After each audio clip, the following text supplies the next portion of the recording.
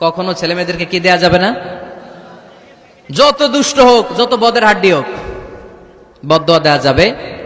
ওই সময় দোয়া করে ফেলবেন। বেশি রাগ আসলে কি করবেন? একটা দোয়া আপনি সেট করে নেবেন যে বেশি রাগ চলে আসলে আমি এই দোয়াটা করে দিব। ভালো দোয়া পারা যাবে, কারণ বাবা মা রাগের মাথায় যেটা বলে এটা কবুল করে নেয় কে?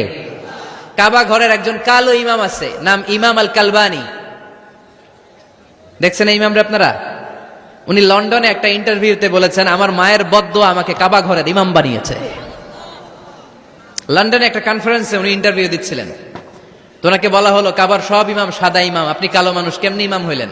উনি বললেন, আমার মায়ের বদদোয়া আজকে আমাকে কাবা ঘরের ইমাম বানিয়েছে। উনি বললেন, আমি ছোট্টবেলা অনেক বদের হাড্ডি ছিলাম, আমার মতো দুষ্ট আমার এলাকায় কোনো ছেলে ছিল না। মানুষের গালাগালি, মারামারি, দুষ্টামি, ভাঙচুর, চেঁচামেচি, চিৎকার, বিশৃঙ্খলা আমার মতো কেউ বেশি করতে পারতো না। কিন্তু আমার মা ছিল অনেক বড় আল্লাহওয়ালা। আমার মা জানতেন আল্লাহর কাছে দোয়া করার কত বড় পাওয়ার। আমার মা যখন আমার উপর রেগে যেতেন, আমার মা জানতেন রাগের মাথায় বদদোয়া দিলে বদদোয়া কবুল হয়ে যাবে। এজন্য যখনই আমি বেশি দুষ্টামি শুরু করে দিতাম, আমার মা রেগে আমারে বদদোয়া দিয়ে বলতেন, আল্লাহ তোরে হেদায়েত দেখ, আল্লাহ তোরে কাবা ঘরের ইমাম বানায় দে।